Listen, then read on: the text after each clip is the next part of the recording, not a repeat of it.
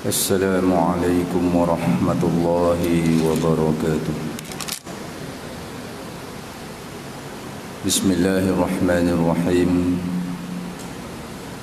الحمد لله الذي أرسل رسوله بالهدى ودين الحق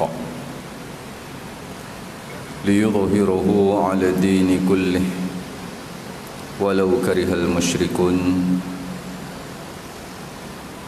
أشهد أن لا إله إلا الله وحده لا شريك له وأشهد أن سيدنا ومولانا وحبيبنا وشفيعنا وعظيمنا وقدوتنا وأسوتنا وقرة أعيننا محمدا عبده ورسوله. اللهم صل على سيدنا محمد وعلى آله وصحبه ومن تبعهم بإحسان إلى يوم الدين. سبحانك لا علم لنا إلا ما علمتنا إنك أنت العليم الحكيم. رب اشرح لي صدري ويسر لي أمري واحلل عقدة من لساني يفقهوا قولي. نويت التعلم والتعليم والتذكر والتذكير والنفع والانتفاع والإفادة والاستفادة والحث على التمسك بكتاب الله والسنة رسول الله صلى الله عليه وسلم ودعاء إلى الهدى والدلالة على الخير ابتغاء وجه الله ومرضاته وثوابه وقربه سبحانه وتعالى. اللهم فقهنا في الدين وعلمنا التأويل واهدنا صراطك المستقيم. اللهم افتح علينا حكمتك وانشر علينا من خزائن رحمتك يا أرحم الراحمين. اللهم نوّر قلوبنا بنور هدايتك كما نورت الأرض بنور شمسك أبدا أبدا برحمتك يا أرحم الراحمين.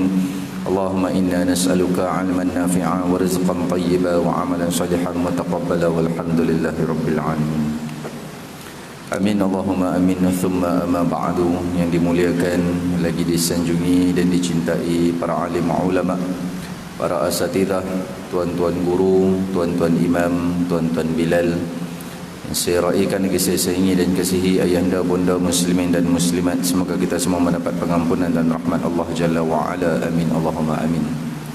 Kita mulai majlis kita dengan Ummul Quran. Hadiahkan Al-Fatihah ini kepada baginda Sayyidina Rasulullah sallallahu alaihi wa ala alihi washabihi wa baraka wasallam, dan kepada para sahabat, para isteri, para keluarga baginda wa radhiyallahu taala anhum, dan khususnya kepada pengarang kitab Al-Alim Al-Alamah Fadilatul Habib Sayyid Muhammad Amin bin Andrus Al-Husaini hafizahullahu taala, dan kepada keseluruhan para guru kita dan kepada kedua orang tua kita. Bisiril Fatihah. A'udzubillah minasyaitonir rajim. Bismillah. Alhamdulillah. Iyyaka na'budu wa iyyaka nasta'in. Shiratal ladzina an'amta 'alaihim. InsyaAllah kita menyambung pada bab adab ketika hendak tidur, insyaAllah. Bismillahirrahmanirrahim. Qala al-mu'allif rahimahullahu ta'ala wa nafa'ana bihi wa bi'ulumihi wa barakatihi wa iyyakum fid dharaini amin Allahumma amin. Berkata pengarang rahimahullahu ta'ala, adab hendak tidur. Yang kelima, niat akan bangun sebelum fajar untuk melakukan solat sunnah tahajud. Ini salah satu daripada adab nak tidur. Pasang niat bangun sebelum subuh, bangun sebelum fajar, sebab nak buat tahajud, bukan nak pergi kerja, bukan nak pergi sekolah. Nah, tidur awal besok nak sekolah, tidur awal besok nak kerja, tidur awal besok ada meeting. Tidur awal besok apa outstation dekat airport kena naik flight awal sikit, tidur awal. Bukan salah, tapi menyalahi adab. Nah, tak apalah, kerja-kerjalah. Nah, tapi pasang niat tu nak bangun sebelum subuh tu sebab nak buat tahajud. Tuan-tuan, perkara ni tidak lain tidak bukan, bab-bab adab ni tidak lain tidak bukan yang diajarkan oleh Rasulullah sallallahu alaihi wasallam. Tidak ada seorang manusia di atas muka bumi ini yang beragama Islam yang terlepas daripada ajaran, didikan, tarbiyah daripada yang bernama Muhammad bin Abdullah sallallahu alaihi wasallam. Daripada celik mata sampai tidur semula, semua diajarkan oleh Nabi. Celik mata nak doa apa? Bangun, lepas tu nak masuk tandas, kaki mana? Doa apa? Allahumma inni a'udzubika minal khubuthi wal khaba'ith. Tengah buang air, tengah qada hajat, merasakan nikmat membuang najis. Merasa syukur dapat buang najis, syukur pada Allah. Tengah istinja, tengah cebok, doa dalam hati, Allahumma tahhir qalbi minan nifaq wa hassin farji minal fawahish. Tak nak doa dalam hati, masa keluar tandas boleh doa. Jangan doa kat mulut dalam tandas. Kemudian katalah mandi, basah belah kanan dulu baru belah kiri. Kemudian keluar tandas, kaki keluar bilik air, kaki kanan, dengan doa ghufranakal hamdulillahilladzi adhaba 'annil adha wa 'afani. Semua diajarkan Nabi. Ni bulan kelahiran dia, tuan-tuan. Ini bulan kelahiran dia, Rabiul Awal. Jumhur ulama mengatakan bahawa 12 Rabiul Awal tahun gajah kelahiran Nabi sallallahu alaihi wasallam. 12 Rabiul Awal bersamaan berapa hari bulan kalender kuda? Berapa hari bulan? Kalender kuda berapa hari bulan? 20 April. Mana dalil lagu nasyid? 20 April tahun gajah. Tu lagu tu. Baik. Jadi bulan ni bulan untuk kita bergembira lebih daripada bulan-bulan yang lain. Tapi kita tak. Anak muda kita hari ni dan sebahagian orang-orang tua hari ni masuk bulan Rabiul Awal, bulan untuk bergaduh, bulan untuk berdebat, bulan untuk bermacam-macam membidaah, mensyirikkan orang, menyesatkan orang. Ni jadi masalah. Masa zaman Nabi Isa dikhabarkan akan lahir Nabi akhir zaman, dah happy dah. Kita yang jadi umat dia tak happy. Kalau cerita kelebihan umat Rasulullah sallallahu alaihi wasallam ni banyak, tuan-tuan. Sebab tu ulama sebut wajib syukur kita ni jadi umat Rasulullah sallallahu alaihi wasallam, terpilih kita. Ketika di mahsyar nanti ketika di mahsyar nanti ada umat-umat yang mendustakan nabi-nabi mereka.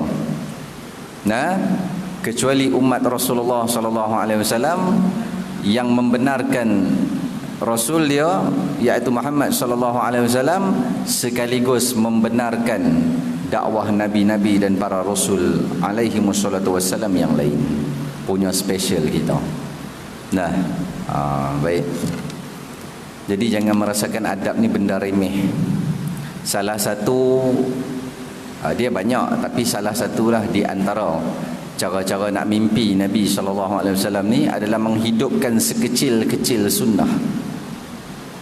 Dan tatkala menghidupkan sunnah itu, hendaklah dirasakan keagungan sunnah tersebut. Dia bukan rasa dia hidup sunnah, tapi rasa keagungan, ta'zim pada dalam hati dia tu tak ada. Tak jadi. Kalau setakat buka kasut kaki kiri dulu baru kanan, dia rasa biasa. Dia tak ada feel situ. Kena merasakan keagungan sunnah tersebut. Jadi di antara adab yang Nabi ajar, nak tidur pasang niat bangun sebelum subuh. Termaktub dalam kitab Al-Imam Ghazali rahimahullah, dalam kitab yang bernama Bidayatul Hidayah, orang yang bangun setelah azan subuh, bukan dah habis subuh, dah azan subuh baru terjaga, maka teruk dia daripada ayam. Sebab ayam bangun sebelum subuh. Tapi ustaz, kita manusia, kejadian yang lebih mulia daripada kejadian. Ya betul. Itu nak cerita hakikat kejadian kita manusia. Nah, tapi ingat tuan-tuan, manusia memang semulia-mulia ciptaan. Dan penghulu semulia-mulia ciptaan adalah Sayyidina Rasulullah sallallahu alaihi wasallam. Bahkan dia adalah penghulu sekalian yang wujud. Baik. Memang manusia adalah semulia-mulia ciptaan, tetapi sekiranya manusia itu menunduk kepada nafsu, menjadi hamba nafsu, dia akan jatuh martabat bawah daripada haiwan. Itu yang Allah buat perumpamaan lebih teruk daripada haiwan ternakan. Allah tak sebut spesifik lah haiwan ternakan, tapi ustaz-ustaz yang kasar sikit dia sebutlah bodoh macam lembu. Dia sebut lembu, dia tak kata bodoh macam rimau, dia tak kata bodoh macam gajah ke apa. Pasal itu binatang liar. Dia binatang ternakan. Dia buat contoh apa? Kita buat banner Majlis Maulidur Rasul. Dia umpamakan orang yang tengok banner tu lalu dia memang tak pernah main masjid, tuan-tuan. Dia sebenarnya kat rumah. Lepas tu AJK masjid, imam daripada muda sampai ketua jadi imam, dia tak pernah kenal imam tu. Bilal daripada azan bergigi sampai dah pakai gigi palsu, dia tak kenal Bilal tu. Punya tak main masjid. Allahu Rabbi. Tahu-tahu main dah mati datang bawa masjid. Bayanglah kat tempat dia selalu pergi tau. Nak cerita kata dia tak main masjid. Baik. Bila diumpamakan dengan lembu yang tengok banner tu, lembu lalu tengok banner tu, ceramah Maulidur Rasul. Dia jalan kan. Dia main tak Majlis Maulidur Rasul tu? Dia tak main, lembu. Dah orang tadi. Majlis Maulidur Rasul pun tak main juga. Sama tak? Bahasa kasar dia sama. Lembu makan, dia makan. Lembu minum, dia minum. Lembu jimak, dia jimak. Kalau dia semayang, dia tidaklah sampai hak kata sama taraf dengan lembu. Tapi kalau jenis tak semayang, Allahu Rabbi, bawah daripada lembu lagi. Pasal lembu tak ada akal. Haiwan mana ada akal? Baik. Akal yang dimasukkan akal yang sempurna macam manusia lah. Sedikit akal yang diberi pada haiwan tu ada lah. Tuan-tuan kejar lembu tu dengan api, lari tak dia? Lari kan? Tuan-tuan nampakkan parang nak sembelih korban, kejar dia lari kan? Tu kira sedikit akal tu ada lah pada dia, tapi tak sesempurna manusia. Tetapi kalau manusia itu dapat menundukkan, menjinakkan nafsunya, maka martabat dia akan lebih tinggi daripada malaikah. Lebih tinggi daripada malaikat. Pasal malaikat tak ada nafsu, dia berakal. Kita ada akal dan bernafsu. Nafsu tu ujian kita. Baik. Jadi mujahadah lah nak bangun sebelum subuh. Khususnya, especially, bahasa Pulai Perdana, especially pengantin baru nak bangun sebelum subuh. Masya Allah, tabarakallah. Dah lah bangun tu awal sebelum subuh, nak mandi junub pula dengan sejuk dia. Tu yang pakai water heater tu. Ni saya nak kongsi sikit petua orang tua dan petua para ulama. Apa dia? Kalau tuan-tuan menikah baru, boleh pakailah petua ni. Atau tuan-tuan terima menantu. Jangan marah ni kat atas. Nikah baru menyampah aku ustaz ni, dia kata. Yang terima menantu boleh pesan. Apa dia? Kurang-kurangkan mandi guna water heater. Pasal mandi sebelum subuh dengan air sejuk ni, dia pejalkan daging badan kita. Dia lebih sihatkan tubuh badan kita. Tuan-tuan, sejuk-sejuk kita mandi, baru shower, baru pipe getah, baru air besin, belum telaga, belum perigi. Orang dulu tengok badan tahan lagu mana. Kita dengan fast food, dengan mandi, asal mandi subuh je water heater, asal mandi subuh je water heater, dia jadi kurang sihat. Dan orang perempuan, para ulama pesan, apa dia? Tuan-tuan, orang perempuan nak bagi dia awet muda, nak bagi dia lambat kedut, bagi dia rajin mandi. Bagi dia rajin mandi. Macam mana nak buat dia rajin mandi? Takkan tak tahu. Senyum tahu tu.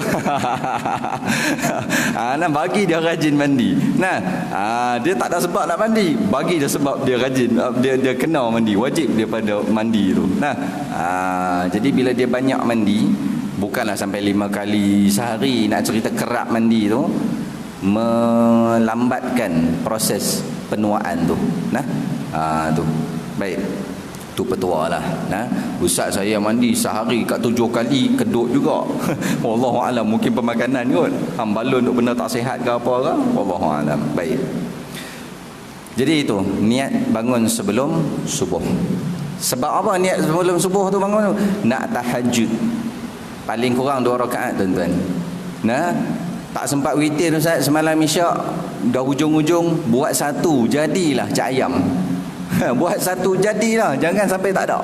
Nah, buat 3 rakaat sebelum subuh tu, 2 rakaat tahajud, 1 rakaat witir. Itu kira paling koman lah tu. Nah, tapi jangan kekalkan yang koman tu, naikkan sikit taraf. Tuan-tuan kalau gaji nak naik, apply pangkat nak naik, nah, takkan witir tak nak naik rakaat, takkan duha tak nak naik rakaat, 2, 4 tu lah sampai ketua. Takkan sedekah Jumaat tak nak naik warna, duit biru tu lah dia bubuh. Gaji dah 15,000, dah naik CEO, duit biru juga. Subhanallah. Istiqamah betul duit biru. Anda 15,000 sebulan, bagi duit purple tu.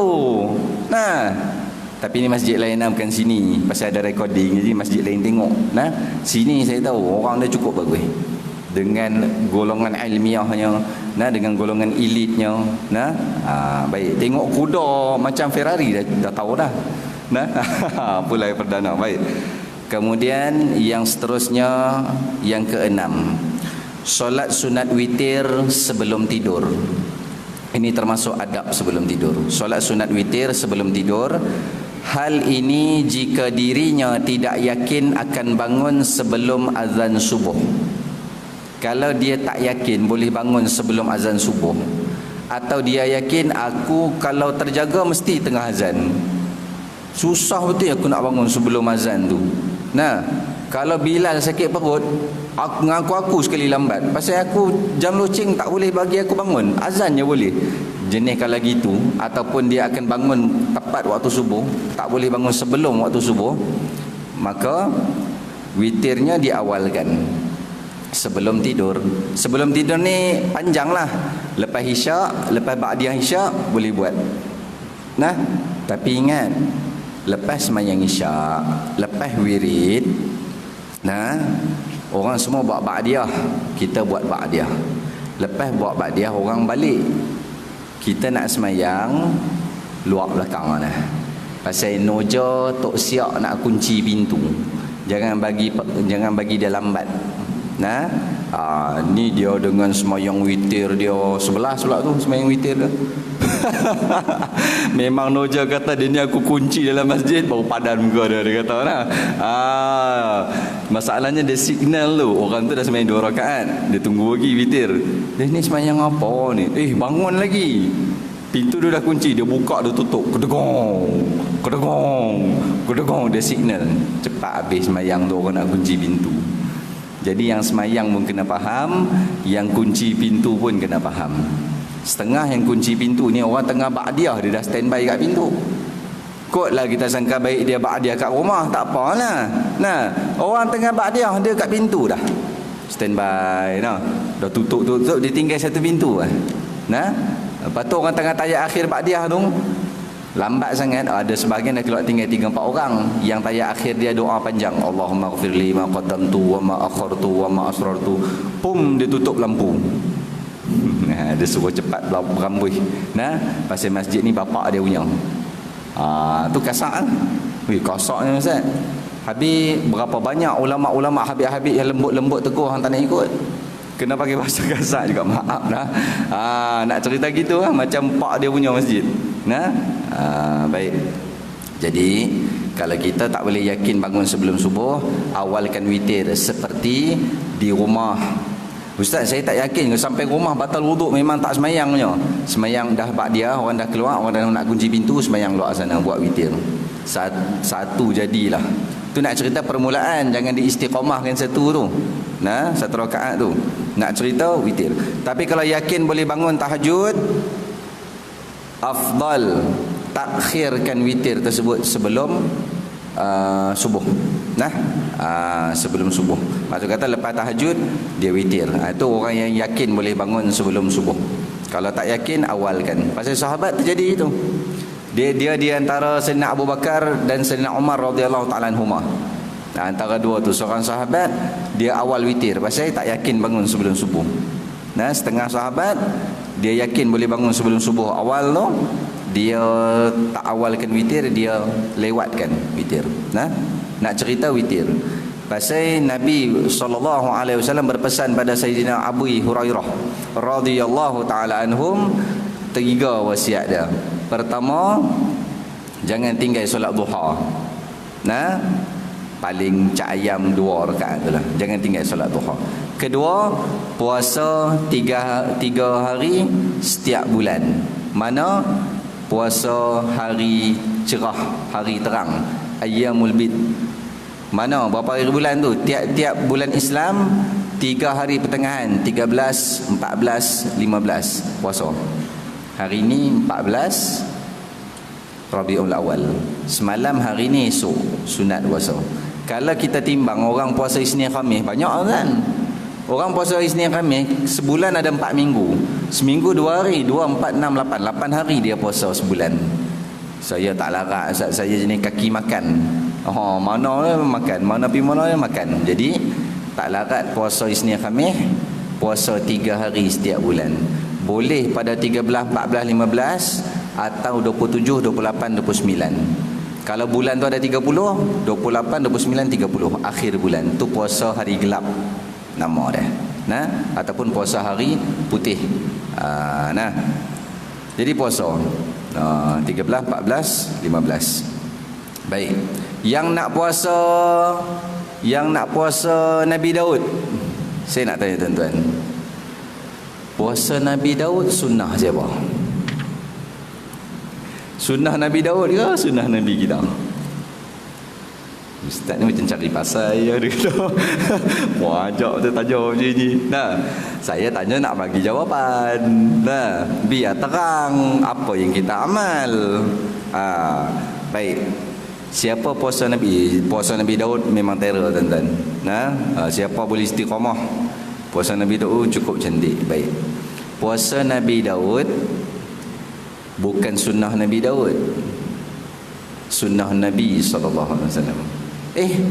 Kan Nabi Daud yang puasa gitu. Mana jadi sunnah Nabi? Daripada perkataan Nabi SAW yang bermaksud sebaik-baik puasa adalah puasa saudaraku Daud. Itu jadi sunnah tu. Bila Nabi sebut gitu tu.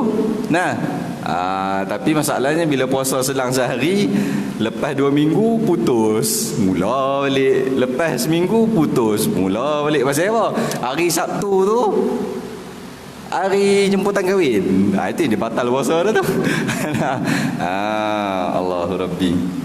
Okey, tuan-tuan nak ada satu kaedah yang kami ambil daripada guru kami, di mana tuan-tuan tengah puasa sunat, hari tersebut tuan-tuan ada jemputan kahwin, tuan-tuan nak makan, tapi tuan-tuan nak pahala tu seperti tuan-tuan puasa sampai maghrib. Dia makan, dia batalkan puasa, tapi pahala puasa dia tu dia tidak tersekat pada ketika dia makan, tapi seolah-olah pahala puasa dia tu penuh, seolah-olah dia berpuasa lah, dia tidak berbuka, pahalanya penuh. Cara dia gini, katalah hari Sabtu, tuan-tuan puasa Nabi Daud terkena pada hari Sabtu, kena puasa. Hari Khamis puasa, hari Jumaat tidak, hari Sabtu kena puasa. Baik. Tiba-tiba hari Sabtu puasa tu, tuan-tuan ada jemputan, ada wedding, tuan-tuan pergi. Baik, tuan-tuan tengah puasa dia kalau kita boleh habaq dekat tuan rumah, saya puasa, saya tak makan lah. Pasal dia wajib hadir walimah tu, bukan wajib makan. Faham tak? Dia wajib hadir walimah, bukan wajib makan. Jadi tuan-tuan datang, tuan-tuan boleh habaq dekat tuan rumah, saya puasa. Sekiranya tuan rumah tak kisah, dia bungkuskan terus puasa, tu tak ada masalah. Tapi kalau tuan rumah macam berasa hati, rasa macam tak sedap, ustaz dah datang makan lah, ustaz puasa tu sunatnya, mailah makan apa, dia berasa hati kalau kita tak makan, maka kita boleh berbuka. Jadi pahala dia double. Pahala puasa satu, pahala ra'i tuan rumah tu satu. Baik. Macam mana nak pahala puasa tu penuh seperti puasa seharian, sedangkan tengah hari tu kita dah makan? Cara dia, kita makan waktu wedding tu sekadarnya sahaja. Ataupun katalah nak 2 pinggan pun boleh juga. Ni dah kira berbuka ni. Berbuka. Baik. Lepas daripada wedding tu, stop makan, tuan-tuan kena imsak. Imsak tu menahan diri daripada perkara yang membatalkan puasa. Tuan-tuan tengah puasa ke? Tak. Tapi seolah-olah berpuasa. Tuan-tuan hanya makan ketika yang ra'i tuan rumah tu saja. Lepas tu ibarat seolah-olah tuan-tuan sambung puasa. Nah, jangan lepas pergi wedding tu sampai katalah wedding kat mana Keluang. Lepas tu dia pergi mengatih dekat Railway Coffee, dia pergi mengatih sini pula. Itu tak boleh dah lah. Nah, lepas wedding tu dia habis makan, dia balik tu seolah-olah dia sambung puasa. Sampai ke maghrib nanti baru dia makan. Dia dah berbuka dah, tapi dia imsak selepas daripada dia makan wedding tu, dia imsak sampai ke maghrib, dia menahan diri tu, pahala puasa penuh. Seperti berpuasa seharian. Seolah-olah pahalanya tidak berbuka. Boleh nah? Baik. Kemudian kita berhenti lebih kurang dalam pukul 7 . Siapa nak solat isyraq boleh solat isyraq. Dia isyraq dengan duha ni ada 2 pendapat ulama. Setengah ulama sebut isyraq tu adalah duha. Jadi tuan-tuan nak niat solat isyraq boleh, nak niat duha boleh. Setengah ulama dia kata tak ada. Duha lain, isyraq lain. Jadi nak solat isyraq 10 minit selepas syuruk. Duha 24 minit selepas syuruk. 24 minit tu mana dapat tu? 1 galah. Ditimbang 1 galah naik matahari tu. Daripada 1 galah tu, daripada tempat terbit dia sampai ke segalah tu 6 darjah, 6 degree. 6 darjah. 1 darjah 4 minit. 1 darjah 4 minit naik tu. Ustaz belajar mana? Try tanya Ustaz Anafiah Razak hafizahullah, pakar ilmu falak. 1 darjah 4 minit. Dia naik 6 darjah segalah. 6 darjah masuk 24 minit. Dah boleh solat duha. Baik. Seterusnya yang ke-7, tidak tidur terlalu malam kecuali jika terdapat uzur. Seterusnya adab tidur ni jangan tidur terlalu lewat malam, melainkan ada keuzuran, ada kerja. Dia kerja security, dia tidur dekat post guard tu. Mana boleh hang tengah kerja, mana boleh tidur. Nak cerita tanpa uzur. Jangan tidur terlalu lewat malam. Sebab apa? Menyebabkan liat bangun tahajud. Silat-silat bangun subuh tu pukul 7 syuruk, dia semayang 6.45, 6.50. Harus masih boleh. Ustaz, kalau semayang hujung waktu, Ustaz, apa hukum? Kalau terlalu hujung waktu sehingga dia bagi salam, sempat semayang tu habis salam syuruk, makruh. Solatnya sah, makruh buat gitu. Tapi kalau dia sempat 1 rakaat je, rakaat kedua tu dah syuruk dah, solatnya sah, dikira tunai, tapi hukumnya haram. Hukum dia haram kerana terlalu hujung sehingga tak sempat selesai semayang dah syuruk. Hukum dia haram. Semayang sah, sah. Dikira tunai, tunai. Sebab apa? Sempat selesai 1 rakaat sebelum syuruk. Kalau tengah Fatihah, tengah rukuk, tak sempat 1 rakaat selesai dah syuruk, tetap haram. Semayang sah, tapi solatnya dikira di sisi Allah sebagai qada, bukan tunai. Sebab habis waktu semayang dia tak sempat selesai 1 rakaat, tapi sempat masuk semayang, sempat takbir tu. Baik. Jadi jangan tidur terlalu lewat malam. Kita hari ni macam orang dulu mana ada TV, tidur cepat. Anak pun ramai. Nah, orang dulu, orang lah ni atas katil ngadap handphone lagi. Baca Al-Mulk tak apa juga. Dia mula-mula baca Al-Mulk, tutup Al-Mulk je, plung, notification Facebook. Siapa pula add ni? Post ni. Post ni. Instagram pula. Ni YouTube tengok pula. Bagus ustaz ni. Tengok-tengok jam 2:30 pagi. Nah. Jadi kalau tuan-tuan pegang handphone ni, dia berantu tuan-tuan. Tuan-tuan habis Al-Mulk, notification ke apa benda cation ke apa shen ke, tutup tu. Salah seorang guru kami, Fadilatul Ustaz Arif Jasiman Hafizahullah, amalan dia apa? Dia nak masuk tidur ya, dia off data dia. Jadi tak bising notification masuk ke apa, dia off data dia. Jadi tak masuk, internet dia tak masuk. Bila dia on data balik, syuruk nanti. Dia dah habis subuh, dah habis wirid, dah habis apa, dah habis baca wirid-wirid apa semua, dah habis baca ratib apa semua. Nanti nak pergi kerja, syuruk tu baru dia on data tu. Nah, jadi orang yang nak contact dia sebelum subuh ke, nak apa ke, kena call ataupun message. Nah, jenis main Instagram, Facebook, WhatsApp ni tak masuk kat phone dia. Nah, tu kalau tuan-tuan mampu lah buat gitu. Tak mampu off data, tutup phone tu silent sudah. Nah, baik. Nak cerita handphone ni berantung dengan bini-bini kita sekali. Orang dulu tidur, pimpin pegang tangan. Dah ambil wuduk tu dah.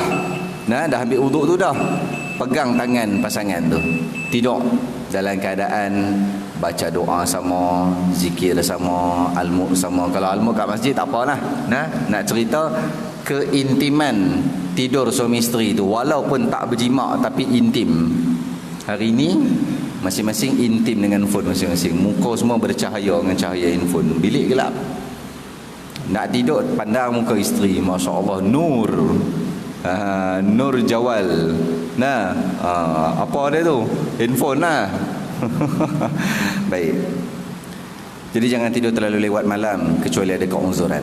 Seterusnya, yang ke-8, mematikan api yang menyala di dalam rumah sebelum tidur, kerana dikhawatirkan dapat menyebabkan terjadinya kebakaran. Jadi salah satu adab tidur ni, kalau zaman Nabi dulu pakai pelita. Jadi dia padam semua api. Takut terjadi kebakaran pasal pakai pelita. Dah kita pakai elektrik. Eloknya jangan terlalu gelap sangat. Buka satu lampu bagi malap-malap sudah. Contoh dalam satu rumah tu buka lampu dapur. Atau dalam satu rumah tu buka lampu bilik air. Lepas tu pintu tutup. Jadi dia samar-samar je, jangan sampai terlalu gelap. Habis ustaz, yang elektrik tu nak cerita kata kalau kita tutup pun semua lampu, kalau kita kata takut terjadinya litar pintas jadi terbakar, kita tutup semua lampu, perkara tu tak relevan nak buat. Pasal apa?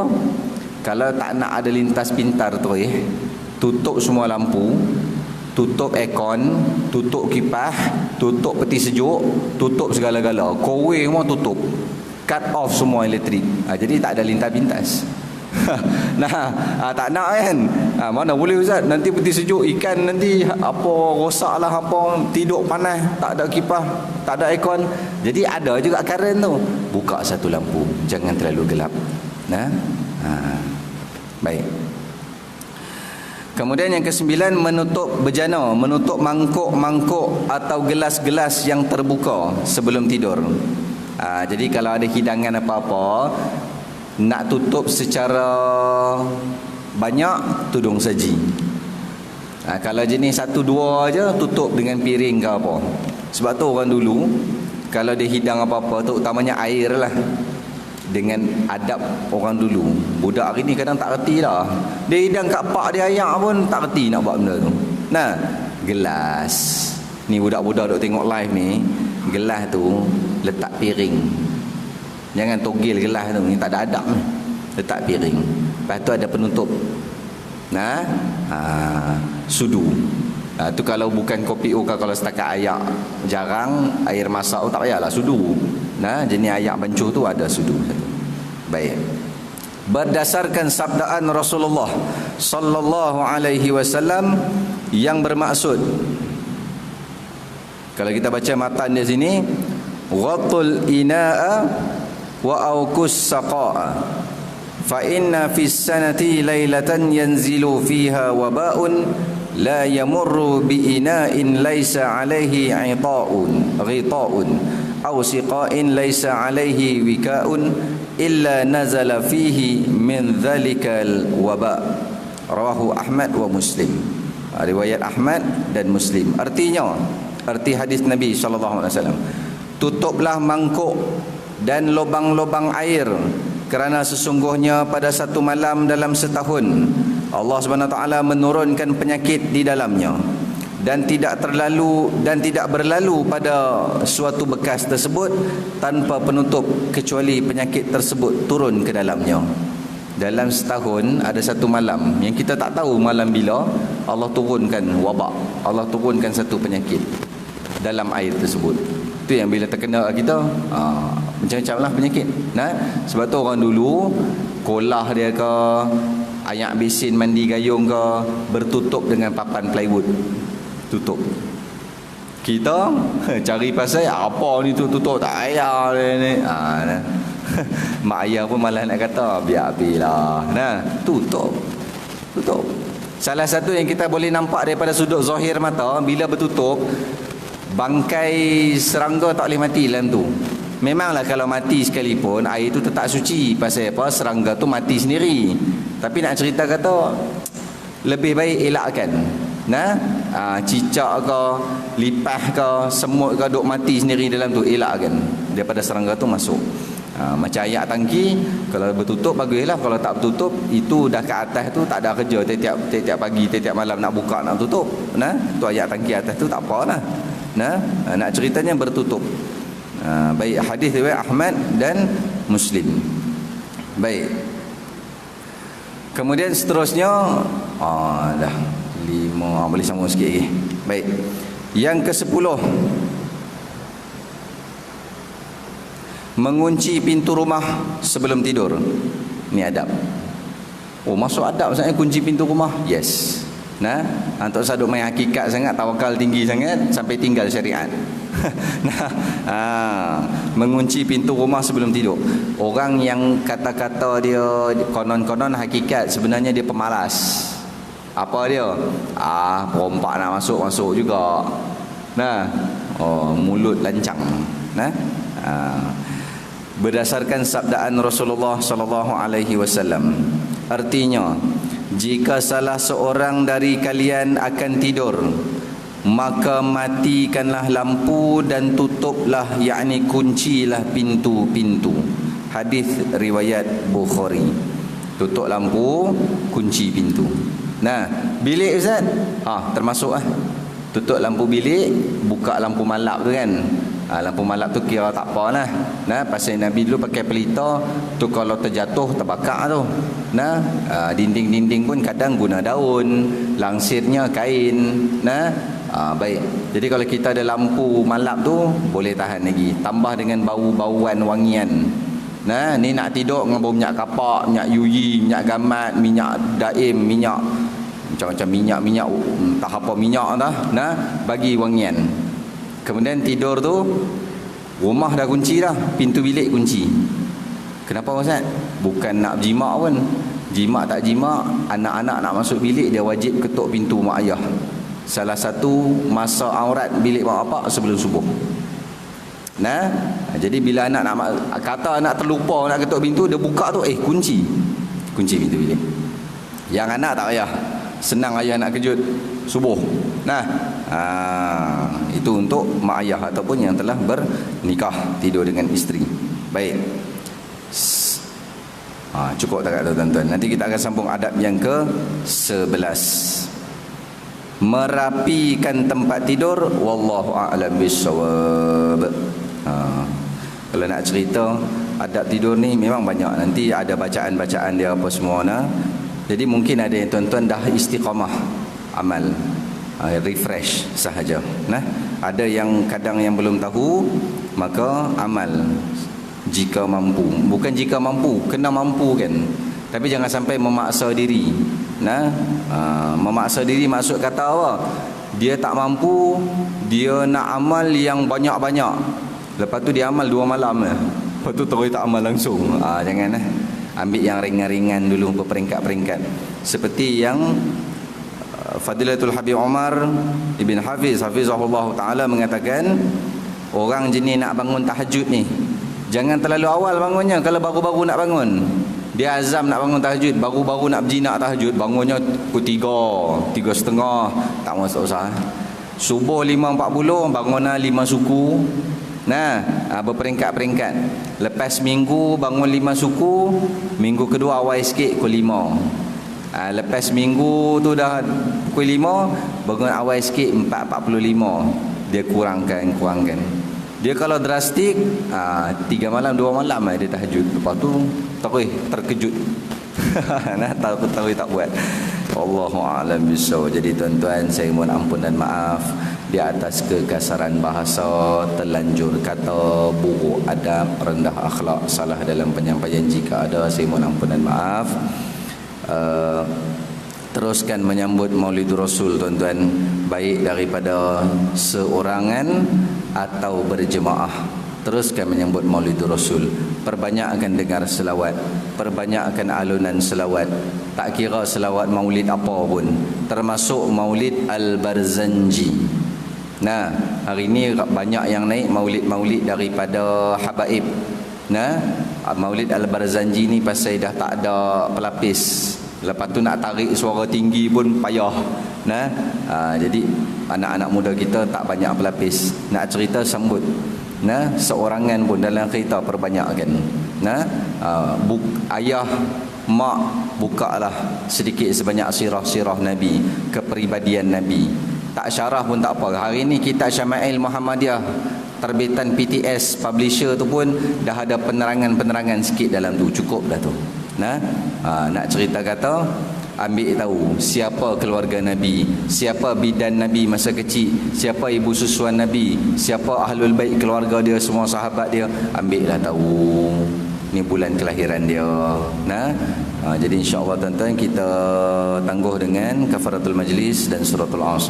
Subhanakallahumma wa bihamdika asyhadu an la ilaha illa anta astaghfiruka wa atubu ilaik. Faghfirli wa tub alayya innaka antat tawwabul ghafur la yaghfiru dhunuba illa anta. Bismillahirrahmanirrahim. Wal 'asri innal insana lafi khusr illa alladhina amanu wa 'amilus solihat wa tawassaw bil haqqi wa tawassaw bis sabr. Bismillahirrahmanirrahim. Alhamdulillahi rabbil alamin. Wassalatu wassalamu ala asyrafil anbiya'i wal mursalin wa ala alihi wa sahbihi ajma'in. Allahumma ashrah bil Qur'anil azimi sudurana wa yassir bihi umurana wa 'azzim bihi ujurana wa wassi' bihi arzaqana wa hassin bihi akhlaqana wa nawwir bihi qulubana wa quburana wa qubur abaina ya rabbal alamin. Allahumma faqihna fid din wa 'allimna ta'wil wahdina siratakal mustaqim. Allahumma arzuqna mutaba'atan nabiy sallallahu alaihi wasallam awalan wa akhiran wa zahiran wa batinan wa qawlan wa fi'lan wa ibadatan mutaqabbal. Wa sallallahu ala sayyidina Muhammad wa ala alihi wa sahbihi wa baraka wa sallam. Walhamdulillahi rabbil alamin. Taqabbalallahu minkum minna wa minkum taqabbal ya karim. Aqulu qawli hadha wa astaghfirullahal azim li wa lakum. Wassalamu alaikum warahmatullahi wabarakatuh.